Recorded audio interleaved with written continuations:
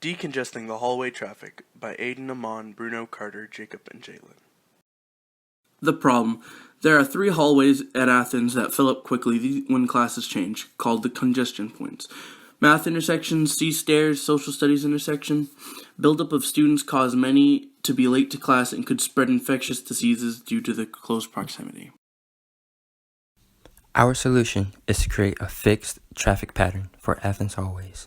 The crowded hallways will be one-way only. With the class change times, 1st to 2nd, 2nd to A-lunch, and 3rd to 4th. All other class change times, arrival and dismissal, will operate as regular. This system will work like one-way streets in downtown areas of major cities. During the period changes of heavy congestion, students can only move one direction. If students need to go the opposite direction to their class, they will need to take an alternate route.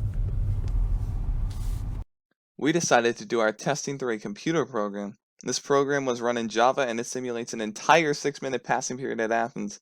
To begin the simulation, all 2,083 students get both a first period class and a second period class. While the first period class is already predetermined, the second is given by a weighted random draw. What I mean by that is that there are already a designated number of open seats for each classroom that a student could take.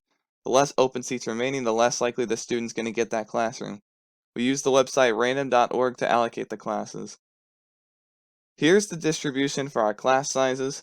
Obviously, the core classes get the biggest number of open seats. Mods only get 10. Both language and health trailers get 20. And the other electives will usually get 15 to 25. And although the selection is entirely random, if a student's first and second period classes are in the same pod, then there is a redraw. For example, if a student were to get 2 classes in the English pod, one of them would be substituted for a random classroom that isn't in the English pod. So, how do we do this? We brought some math concepts into this one. The entire program is based off of coordinates x, y, and z. Z designates the floor number. That one doesn't really change. Every classroom, intersection, student, hallway, and staircase have a different set of coordinates that correlate their position in the school. Students are able to move about using these coordinates. So the image here shows the modified layout of the second floor of Athens. The blue circle represents the first period class, and the green circle represents the second period class. The triangle represents the student, the red represents the hallways, and the orange represents the direction in which the traffic flows. So how does it start? We run a series of tests, position-related tests, to see where the students go. Example here, if the student's y position equals 8, like it does here, then the student moves left a certain amount. Now the student's new position is 9, 8, 2. 9 on the x, 8 on the y, and then the z remains 2, second floor. And now it's coming up to an intersection. So this intersection, this is a multi-way, which means the student has a choice to go one way or the other, or 3 or 4 ways. It doesn't really matter here. But this way, he either goes left or up. And to determine which way the student ends up going, we test to see where his target classroom is, which in this case is up and to the right, so the student goes up. Now the student's position is about 8, 10, 2. So we run a new test to see where the student is in the school. For example here, if x equals 8, the student's position x equals 8, which it does, then it moves up a certain amount. You could start to see where the program is starting to take shape here. And then from here, the student would make a right and go to his classroom properly. We do this for every single student, and this can take a while. And we talk about how far the student goes each second.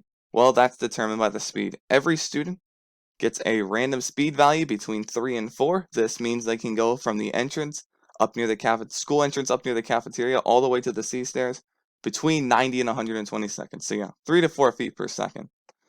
And that is considered the natural speed. They get a random value, that's the natural speed. Not all students go the same speed, of course. So we're looking at here, that's generally how far they go every second, unless there is a good amount of congestion. If that is the case, then their speed equals their natural speed times 15 divided by the nearby people per second, so people in a 3.5 foot range. Now, why do we say 3.5 foot range? Well, we came to the assumption that if a student is 1 second ahead of you and a student is 1 second behind you, generally you guys don't interact enough so that you slow down. and that is outlined by this square right here. The blue square represents 3.5 feet ahead, 3.5 feet behind, and 3.5 feet is about 1 second on average. And there you go. A red ahead, a red behind. Usually there's no congestion there. And we also came up with the assumption that you can go 5 wide in the hallway, so 5 wide across the hallway. And that's where we get the number 15. So if this number is 15 or less, we don't plug the formula in because then the student ends up going faster. Now in this case right here, we do get more than 15. As you guys will see here, we get 20 if you count 19 reds and 1 blue. So if that's the case, we plug in the formula. Let's say the student's natural speed is 3.6. We would do 3.6 times 15 divided by 20, which is the number of people in this range, and we get 2.7 feet per second. So about a 25% decrease. The decrease does increase, obviously, as you get more people, but it's not linear. I would say it's logarithmic. So this right here is the average commute time between passing periods when we ran the program with traffic, with everything involved. This is the real thing. And as you can tell, it's a pretty symmetrical data. If we're looking at major statistics, about 52% of the students, so over half, would make it to class with more than 3 minutes to spare, which is really good. Usually you see this right now. And if you also look, about under 4% of the students would need the warning bell to get to class. Now this is if they walk to class at a normal, natural rate, and there'd be no problem at all. So almost everyone gets to class with over a minute to spare.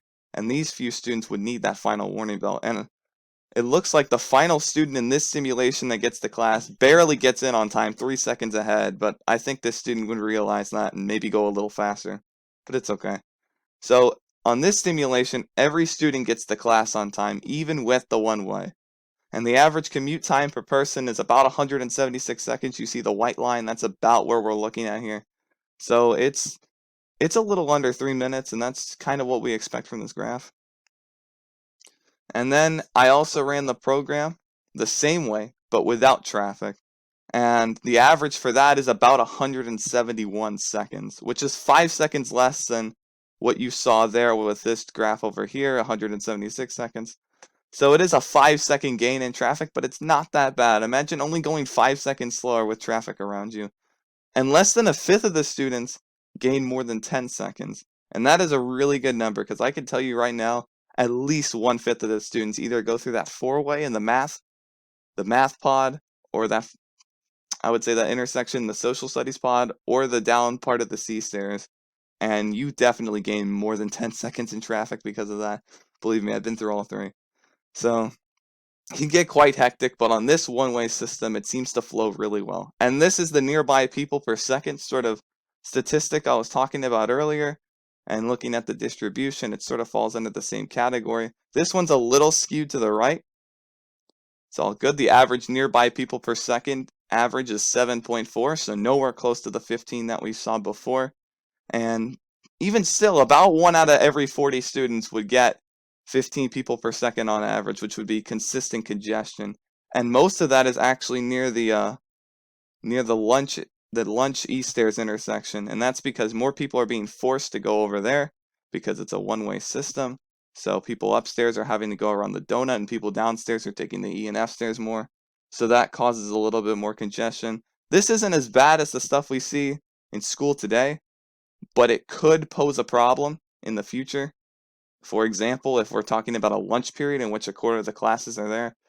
But right now, the data shows that this one-way system would be feasible in the fact that it reduces traffic and it gets everybody to class on time. In conclusion, the hallways of Athens Drive get extremely congested during these class change times. The hallways fill up very quickly with students, restricting movement to basically nothing, and allowing for certain viruses to travel easier. Our one-way solution will ease this congestion and lower the number of tardies after each period, while also reducing the likelihood of students catching an illness.